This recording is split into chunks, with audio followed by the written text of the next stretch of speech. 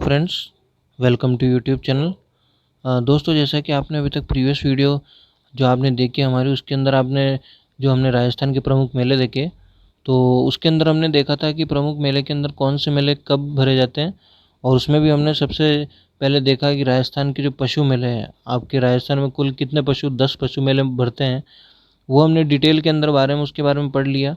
उसके बाद हमने देखा कि राजस्थान के पर्यटन विभाग द्वारा जो मेले आयोजित किए जाते हैं या जो महोत्सव आयोजित किए जाते हैं वो कौन कौन से हैं और किस किस महीने में कहाँ कहाँ कौन कौन से जिले में राजस्थान में भरे जाते हैं, वो हम प्रीवियस वीडियो में देख चुके हैं।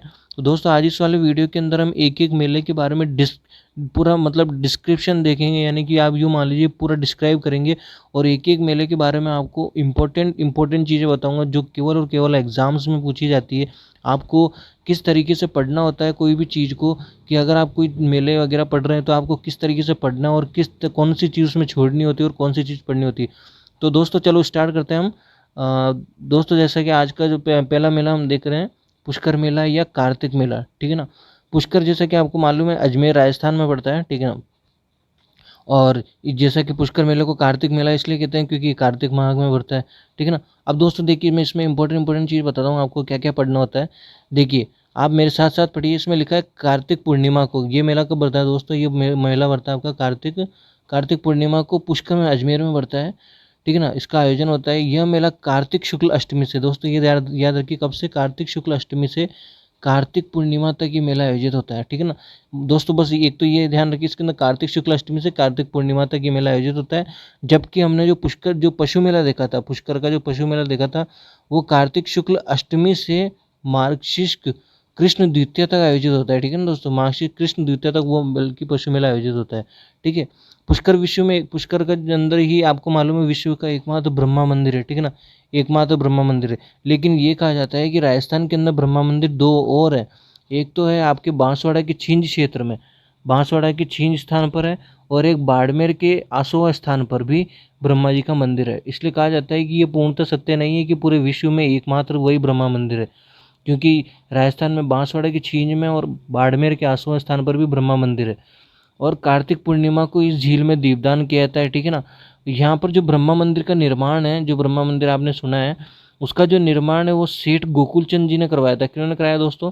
सेठ गोकुलचंद पारिक ने करवाया था, क्योंकि उस समय औरंगजेब ने इसे तोड़वा दिया था, इस मंदिर को, ठीक है ना। इसलिए सेठ गोकुलचंद जी ने इसका पुनर्निर्माण कराया, क्योंकि उस समय औरंगजेब ने जब मंदिर तोड़ो अभियान चलाए थे 1672 में दोस्तों कब चलाए थे उन्होंने अभियान चलाए थे 1672, 1672 के अंदर औरंगजेब ने मंदिर तोड़ो अभियान चलाया था। उस समय उस मंदिर को भी तोड़ दिया गया था।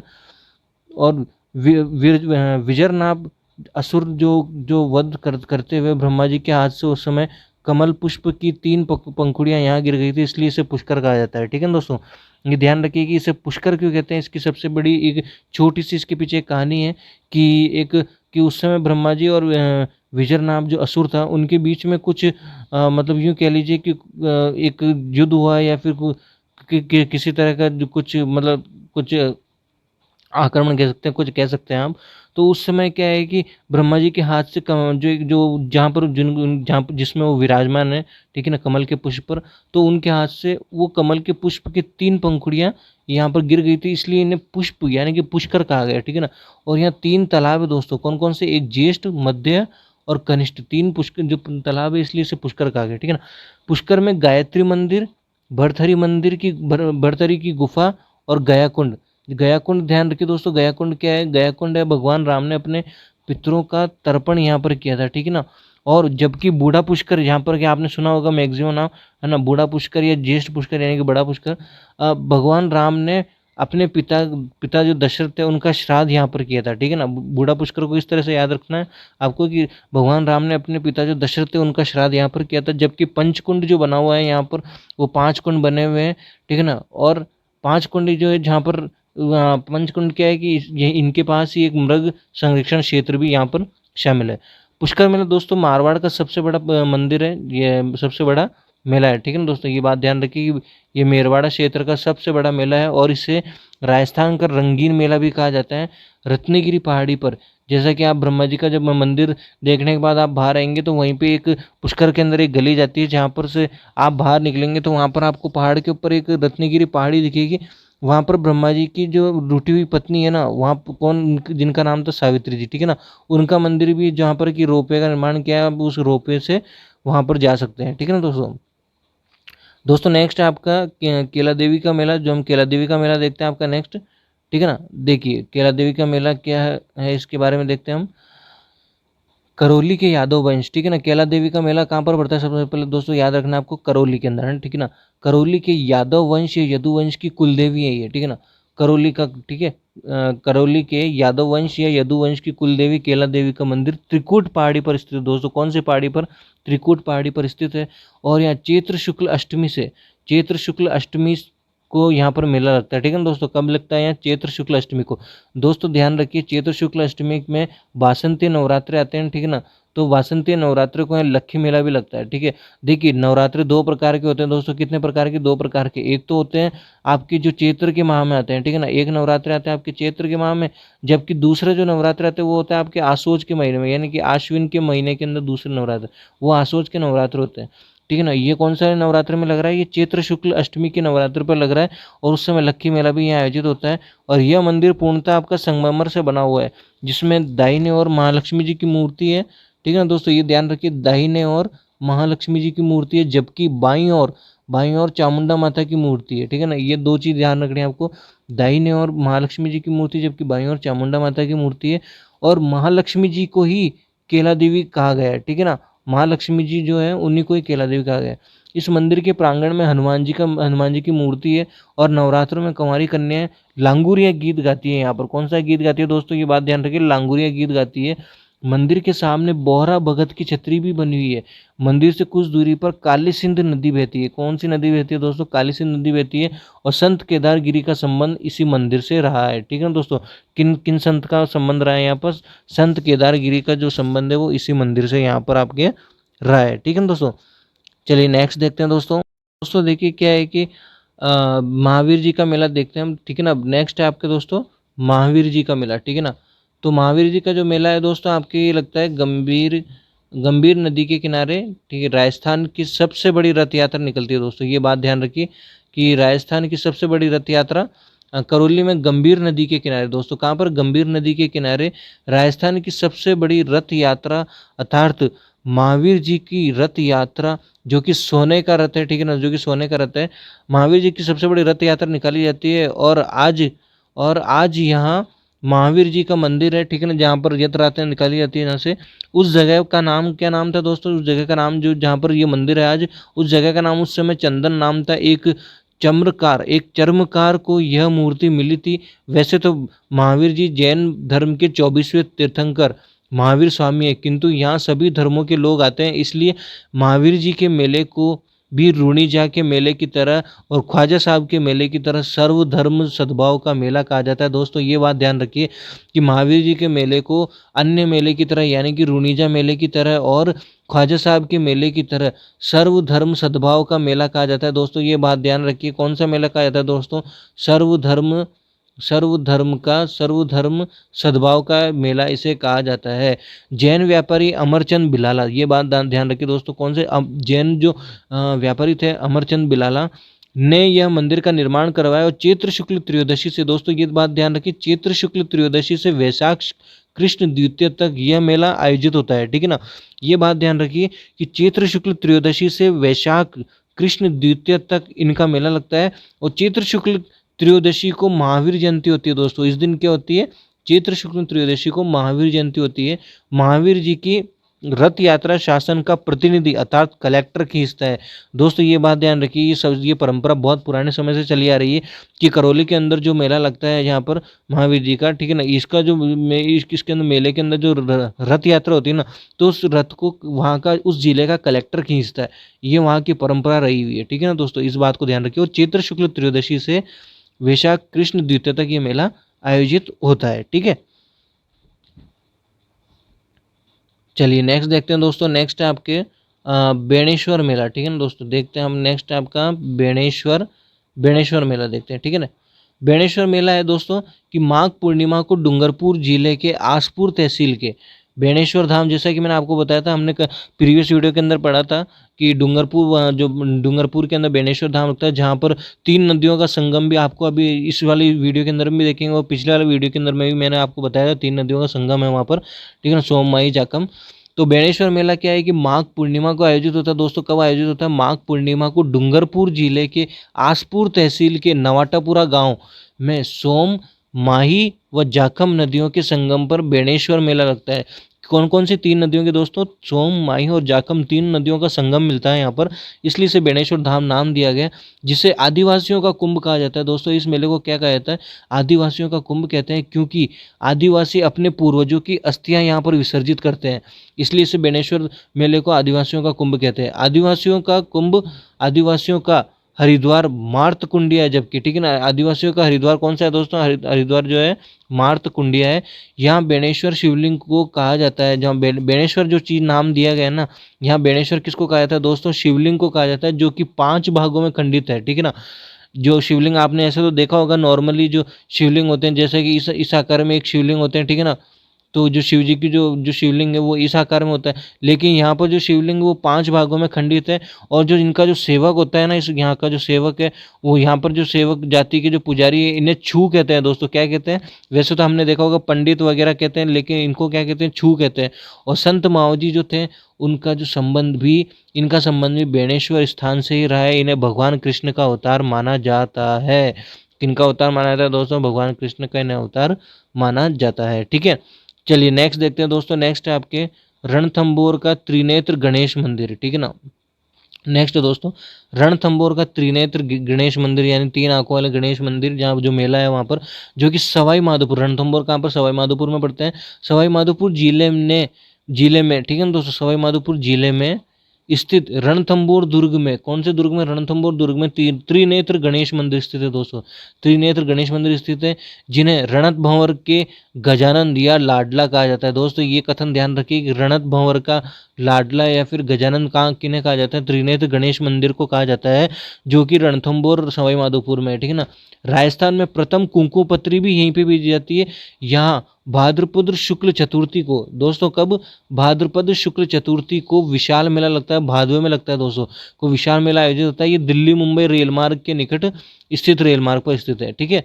चलिए नेक्स्ट देखते हैं। नेक्स्ट है दोस्तों आपका भरथरी का मेला। भरथरी का जो कि उज्जैन है दोस्तों। इसके पीछे एक कहानी है छोटी सी, भरथरी के मेले के पीछे, कि अभी मैं इस मेले को डिस्क्राइब करने के बाद बताऊंगा आपको। देखिए इसके अंदर एक ही उज्जैन के राजा भरथरी, उज्जैन के जो राजा थे, उज्जैन यानी कहाँ पर पड़ता है दोस्तों? उज्जैन आपके एमपी में पड़ता है।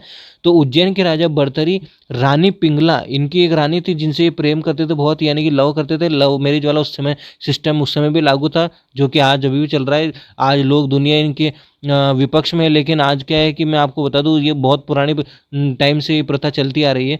तो एमपी के जो उज्जैन के जो राजा थे भरथरी, उनकी रानी पिंगला थी, उनसे मोह भंग होने के बाद नाथ योगी हो गए थे वे। क्या हो गए थे दोस्तों? मतलब कि उन्होंने क्या है कि एक तरह से योग वेश धारण कर लिया था, ठीक है ना, क्योंकि वो हुआ ये था ना कि वो चीट कर गई, धोखा कर गई, जैसा कि आप आजकल के गाने चलते हैं, ठीक है ना, कि प्यार में धोखा मिला वगैरह। उस समय इनको क्या है कि उनका मोह भंग हो गया उससे, और उसके बाद वे नाथ योगी बन गए और गोरखनाथ जी के शिष्य बन गए उस समय, ठीक है ना। किनके शिष्य बने दोस्तों? गोरखनाथ जी के शिष्य बन गए। इन्होंने सरिस्का के जंगल, यानी सरिस्का कहाँ पर पड़ता है दोस्तों? सरिस्का अभ्यारण्य आपके अलवर में पड़ता है दोस्तों। कहाँ पर पड़ता है? अलवर में सरिस्का पड़ता है। तो सरिस्का के जंगलों में आराधना की, यानी कि यहाँ जैसे कि यहाँ लिखा है अलवर, ठीक है ना। आज यही सरिस्का में भरथरी का धूणा और समाधि है, ठीक है ना, जहाँ पर इन्होंने अपनी शिष्यता धारण करी है, अपने शिक्षा भी देते थे, और समाधि है यहाँ पर। यही कनपड़े नाथों का मेला भी भरता है, ठीक है ना दोस्तों। यहाँ पर कनफड़ा जो नाथ होते हैं उनका मेला भी जहाँ प्रसिद्ध मेला है, ठीक है ना दोस्तों, ये भी बढ़ता है। और वैशाख और भाद्रपद में ये मेला होता है। इनके भतीजे गोपीचंद भी प्रसिद्ध योगी हो गए थे। देखिए दोस्तों, मैं इनकी एक छोटी सी कहानी बताता हूँ। एक्चुअल में हुआ ये था कि दोस्तों, एमपी के जो उज्जैन के जो राजा थे ना भरथरी, इनके क्या है कि 3-4 रानियां थी, ठीक है ना, लेकिन ये जिससे बहुत ज़्यादा प्रेम करते थे उनका नाम था रानी पिंगला, ठीक है। अब हुआ ये था कि इनके पास क्या है कि एक जहर का कटोरा लेके आए थे। एक यूं कह सकते हैं कि आप जो बोलते हैं ना कि पासवान जो थी, ठीक है ना, वो पासवान रानी क्या है कि इनके पास जहर का कटोरा लेके आई, और वह जहर का कटोरा जब इनको दिया गया, तो इन्होंने क्या कहा कि रानी पिंगला को देने वाले थे, वो जो पासवान थी वो रानी पिंगला को देने वाली थी। तो रानी पिंगला ने क्या किया, अपने सैनिक को दे दिया, ठीक है ना। एक्चुअल में क्या हुआ था कि ये जो रानी पिंगला थी ये अब उनकी ये सैनिक से प्रेम करती थी, जबकि राजा रानी पिंगला से प्रेम करते थे। यानी कि ये हो गया कि राजा करते थे रानी से प्रेम और रानी और किसी से प्रेम करती थी, ठीक है ना दोस्तों। तो जब जहर का कटोरा दिया गया तो रानी पिंगला तो सबसे पहले राजा ने तो क्या किया, राजा ने ले लिया उस कटोरे को। अब राजा ने कटोरा ले लिया तो यानी कि राजा ने तो अपनी लॉयल्टी दिखा दी, लेकिन जैसे बारी पिंगला की आई तो पिंगला ने अपना जो कटोरा था जहर का कटोरा वो दे दिया किसको, अपने सैनिक को दे दिया, ठीक है ना। वो सैनिक ने वो कटोरा लिया, तब राजा को यहाँ पर लॉयल्टी पे शक हुआ और इनका जो मोह भंग हुआ और यहाँ पर इन्होंने क्या किया, योगी का वेश धारण किया और गोरखनाथ जी के शिष्य बने। सरिस्का अभ्यारण्य के अंदर चले, जहाँ सरिस्का अपने अलवर है, वहाँ जाके इनकी वहाँ पर क्या बोलते हैं, उन्होंने अपनी शिक्षा ग्रहण करी उनसे, और वहीं पे इनकी धूणा और समाधि है। और यहाँ पर कनपड़े नाथों का मेला लगता है बैसाख और भाद्रपद में, ठीक है ना। चलिए नेक्स्ट देखते हैं दोस्तों, आपका नेक्स्ट है कोलायत मेला या कपिल मुनि का मेला, ठीक है ना दोस्तों। कोलायत या कपिल मुनि का मेला, कोलायत या कपिल मुनि दोस्तों कहाँ पर है, ये बीकानेर में दोस्तों, ये बात ध्यान रखिए। जैसा कि मैं दोस्तों आप देख रहे हैं वीडियो के अंदर, मैं आपको केवल इंपॉर्टेंट चीज़ बता रहा हूँ, काफ़ी इंटरेस्टिंग तरीके से हम पढ़ रहे हैं इस चीज़ों को, क्योंकि अगर आप पढ़ोगे ना अगर वैसे डायरेक्ट बुक्स तो आपको इतनी आसानी से याद नहीं होंगी, और जबकि अगर आप ये किसी चीज़ से सुनकर पढ़ रहे हैं ना तो ये बहुत जल्दी याद होगी, ठीक है ना। देखिए सांख्य दर्शन के जन्मदाता, ठीक है ना, सांख्य दर्शन के जन्मदाता कपिल मुनि का मंदिर बीकानेर के कोलायत स्थान पर है, ठीक है ना दोस्तों। कहाँ पर है, बीकानेर के कोलायत स्थान पर है, जो कि किन के जन्मदाता माना जाता है, सांख्य दर्शन का जन्मदाता माना जाता है। यहाँ की कोलायत झील में भी पुष्कर झील की तरह दीपदान किया जाता है। यहाँ भी पुष्कर की तरह कार्तिक पूर्णिमा को मेला पड़ता है दोस्तों। कब पड़ता है, कार्तिक पूर्णिमा को मेला लगता है। यह जांगल प्रदेश दोस्तों, क्या है कि बीकानेर को पहले जांगल प्रदेश का कहा जाता था, क्योंकि यहाँ पर एक जो पेड़ का नाम भी था, ठीक है ना, जांगल प्रदेश था, जो पूरा जंगल होने के कारण भी जांगल प्रदेश कहा गया। और साथ में आप यूँ कह सकते हैं एक पेड़ था जो मतलब पूरा जंगल उस पेड़ का नाम था, तो उसके कारण भी इसे जांगल प्रदेश कहा गया। और जांगल प्रदेश या बीकानेर क्षेत्र का सबसे बड़ा मेला है। बीकानेर के शासक गंगा सिंह ने ही यहाँ का जो मंदिर है इसका संगमरमर से बनवाया था। ऐसे किससे बनवाया था दोस्तों, संगमरमर से। कोलायत से गुरु नानक का भी संबंध रहा है दोस्तों, कोलायत बीकानेर से गुरु नानक का संबंध रहा है, इसलिए यह सिखों का आस्था केंद्र भी है दोस्तों। ये बात ध्यान रखिए, आस्था केंद्र। ये अभी आपके राजस्थान बैंक का जो क्वेश्चन हुआ था उसके अंदर पूछा गया हुआ है ये क्वेश्चन, ठीक है ना। चलिए नेक्स्ट देखते हैं। नेक्स्ट है दोस्तों आपका खाटू श्याम जी का मेला। खाटू श्याम जी का मेला दोस्तों कहाँ पर लगता है दोस्तों, ये बात ध्यान रखिए, सीकर का मेला। बोलो खाटू श्याम जी महाराज की जय हो, ठीक है ना।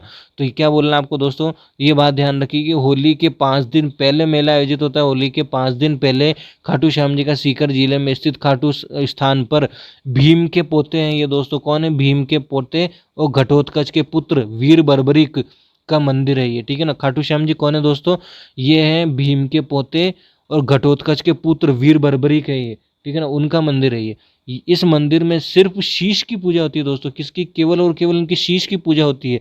इन्हें कृष्ण का अवतार माना जाता है, इसलिए इन्हें श्याम धनी भी कहा जाता है दोस्तों। क्या कहा जाता है, श्याम धनी, क्योंकि कृष्ण के अवतार है।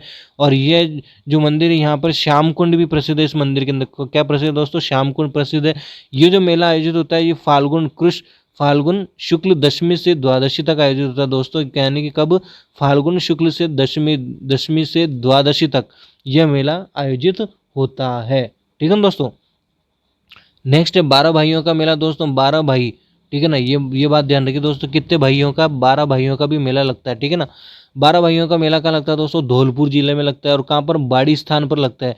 और कब लगता है, चैत्र कृष्ण षष्टमी से, यानी चैत्र कृष्ण छठी हो गई ना दोस्तों, ठीक है ना। तो चैत्र कृष्ण षष्टमी से यह मेला लगता है। यहाँ राम और जानकी की मूर्तियों की पूजा होती है। किनकी होती है, राम और जानकी की मूर्तियों की पूजा की जाती है, ठीक है ना। शीतला माता का मेला दोस्तों, जैसा कि आपको नाम से मालूम है, शीतला माता कहाँ पर, चाकसू जयपुर में लगता है ये मेला, ठीक है ना।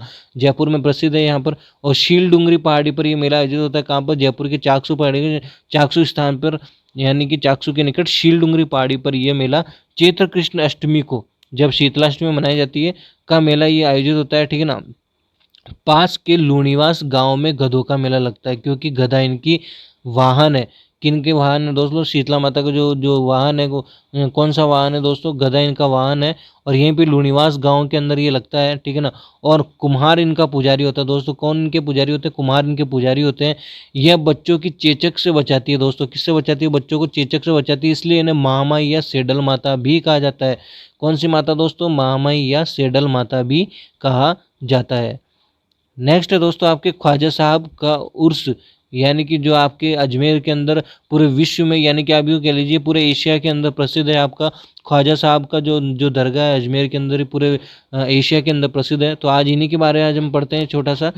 तो इनका है कि देखिए जो दोस्तों, इनका है ख्वाजा साहब का उर्स अजमेर में।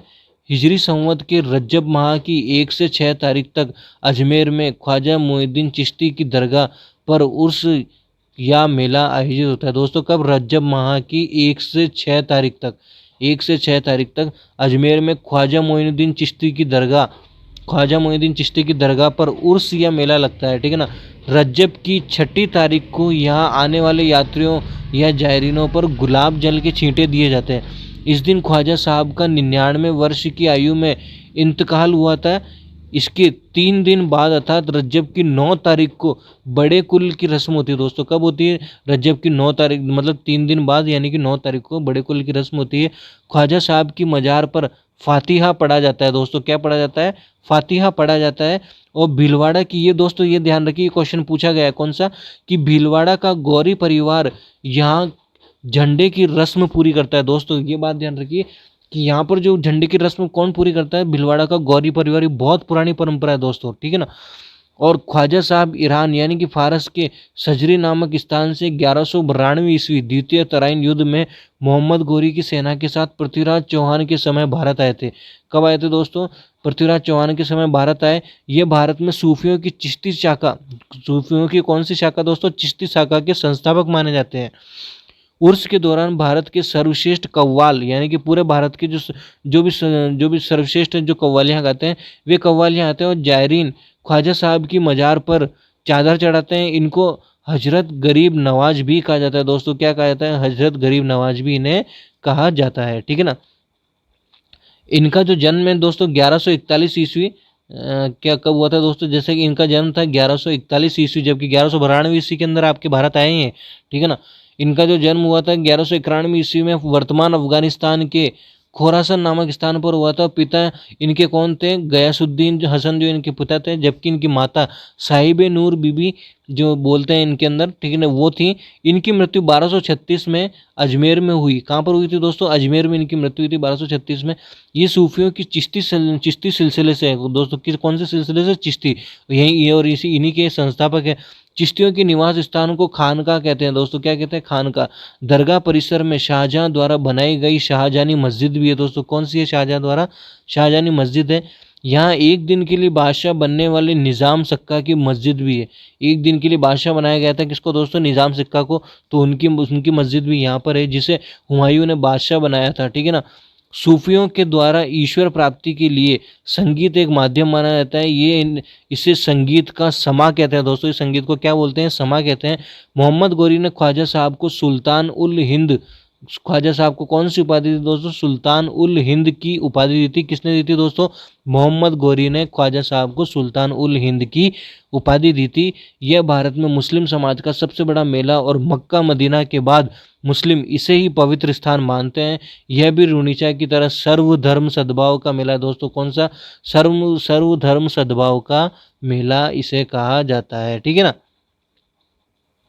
और दोस्तों आज के 2 लास्ट मेले हैं आपके, जिसमें से एक है आपका गलियाकोट का उर्स, यानी कि डूंगरपुर माही में। गलियाकोट, ये भी ध्यान रखिए दोस्तों, ये भी पूछा गया है आपके। गलियाकोट का उर्स का मेला कहाँ होता है? डूंगरपुर माही में। डूंगरपुर जिले के सांगवाड़ा तहसील में दोस्तों। कहाँ पर? सांगवाड़ा तहसील में माही नदी के किनारे पर पीर फखरुद्दीन की मजार है दोस्तों। किनकी? पीर फखरुद्दीन की मजार है, इसलिए इसे मजार फ़कीर भी कहते हैं, ठीक है ना दोस्तों। कहाँ पर? डूंगरपुर जिले में। ये बात ध्यान रखिए, डूंगरपुर जिले में गलियाकोट का उर्स का जो मेला आयोजित होता है, पीर फखरुद्दीन की मज़ार है यहाँ पर। मुस्लिम समाज में व्यापारिक वर्ग दाऊदी बोहरा कहलाते हैं दोस्तों। क्या कहलाते हैं इनकी, मुस्लिम समाज में जो व्यापारिक वर्ग होते हैं क्या कहलाते हैं, वे दाऊदी बोहरा कहलाते हैं। और यहाँ मुहर्रम की 27वीं तारीख को दाऊदी बोहरा समाज का मेला लगता है दोस्तों। ये क्वेश्चन आपके राजस्थान बैंक का भी एग्जाम हुआ था, उसके अंदर ये क्वेश्चन पूछा जा चुका है कि दाऊदी बोहरा समाज का मेला कहाँ पर आयोजित होता है। तो ये ध्यान रखिए, गलियाकोट उर्स डूंगरपुर माही, ठीक है ना, डूंगरपुर में आयोजित होता है, माही नदी के किनारे। ठीक है, ये क्वेश्चन पूछा जा चुका है आपका राजस्थान में। नेक्स्ट है दोस्तों आपका तारकीन का उर्स। तारकीन यानी हमीमुद्दीन चिश्ती या हमीमुद्दीन नागौरी का उर्स, ठीक है ना। और ये अजमेर के ख्वाजा मोइनुद्दीन चिश्ती के शिष्य थे दोस्तों। किनके? ख्वाजा मोइनुद्दीन चिश्ती के शिष्य थे। इन्होंने नागौर को अपना केंद्र बनाया। ख्वाजा साहब ने इन्हें सुल्तान उत तारकीन की उपाधि दी दोस्तों। किन की उपाधि थी? सुल्तान उत तारकीन की इन्हें उपाधि दी गई, ठीक है ना। कौन है ये? हमीमुद्दीन चिश्ती है, ठीक है ना। हमीमुद्दीन नागौरी भी इन्हें कहा जाता है कि उपाधि, जिसका अर्थ था सन्यासियों का सुल्तान। किन क्या अर्थ था दोस्तों इस उपाधि का? सुल्तान उत तारकीन की उपाधि का अर्थ है सन्यासियों का सुल्तान है। नागौर में ही